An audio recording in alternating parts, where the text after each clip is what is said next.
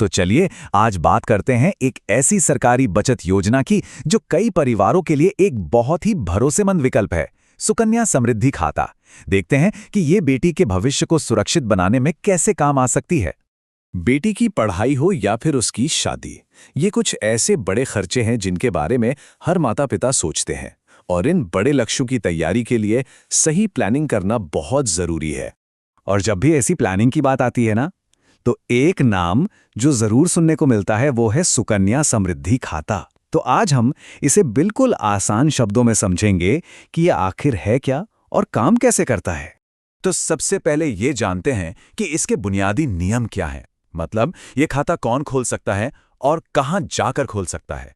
देखिए, ये खाता 10 साल से कम उम्र की बेटी के नाम पर उसके माता पिता या जो भी कानूनी अभिभावक हैं वो खोल सकते हैं। और हाँ, एक जरूरी बात, एक बेटी के नाम पर सिर्फ एक ही खाता खुल सकता है और एक परिवार में ज्यादा से ज्यादा 2 बेटियों के लिए ये सुविधा ली जा सकती है। हालांकि अगर जुड़वां या एक साथ 3 बेटियां हों तो उस मामले में कुछ छूट है। और अच्छी बात यह है कि इसे खुलवाना कोई मुश्किल काम नहीं है।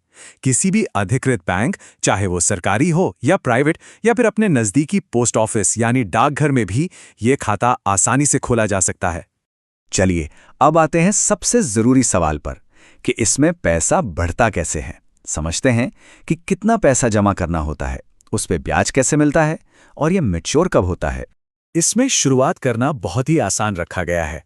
खाते को सिर्फ चालू रखने के लिए 1 साल में कम से कम 250 रुपए जमा करने होते हैं, बस।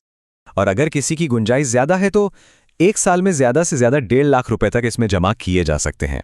इस रकम का एक और फायदा है, इस पर टैक्स में भी छूट मिलती है, जिस पर हम आगे बात करेंगे। अब यहाँ एक बहुत ही दिलचस्प बात है, पैसा जो जमा करना है वो सिर्फ 15 साल तक ही करना होता है। पैसा जमा तो 15 साल करना है, लेकिन खाता मैच्योर होता है पूरे 21 साल में। इसका मतलब ये हुआ कि 15 साल पूरे होने के बाद भी अगले 6 साल तक जमा किए हुए पैसे पर ब्याज मिलता रहता है, वो भी बिना कोई नया पैसा डाले। जाहिर है इससे रिटर्न काफी बढ़ जाता है। तो पैसा निकाल कब सकते हैं? देखिए, इसके लिए भी कुछ नियम है। बेटी जब 18 साल की हो जाए तो उसकी आगे की पढ़ाई के लिए खाते में से कुछ हिस्सा निकाला जा सकता है और पूरी रकम या तो 21 साल की मैच्योरिटी पर मिलती है या फिर 18 की उम्र के बाद शादी के लिए भी निकाली जा सकती है। चलिए अब आते हैं इस स्कीम के सबसे बड़े आकर्षण पर, वो है इसका EEE स्टेटस, जो टैक्स बचाने के लिहाज से इसे बहुत खास बना देता है। तो ये EEE यानी EEE का मतलब क्या है? बहुत आसान है। पहला E यानी एग्जेम्प्ट, जो पैसा जमा किया उस पर टैक्स में छूट। दूसरा E मतलब जो भी ब्याज कमाया उस पर भी कोई टैक्स नहीं। और तीसरा E यानी जब 21 साल बाद पूरी मैच्योरिटी की रकम मिलेगी वो भी पूरी तरह से टैक्स फ्री होगी। अब देखिए, ये स्कीम सुनने में तो बहुत अच्छी लगती है और है भी, लेकिन खाता खोलने का फैसला करने से पहले कुछ और बातों पर भी गौर करना जरूरी है ताकि फैसला पूरी जानकारी के साथ लिया जाए। तो एक तरफ तो ये फायदा है कि ये सरकार की गारंटी वाली एक सुरक्षित स्कीम है जिसमें रिटर्न अच्छा है और टैक्स भी नहीं लगता। लेकिन सिक्के का दूसरा पहलू ये है कि पैसा 21 साल जैसी बहुत लंबी अवधि के लिए लॉक हो जाता है। इसीलिए अक्सर एक्सपर्ट्स यही सलाह देते हैं कि सुकन्या समृद्धि खाता भविष्य की प्लानिंग के लिए एक बेहतरीन जरिया हो सकता है।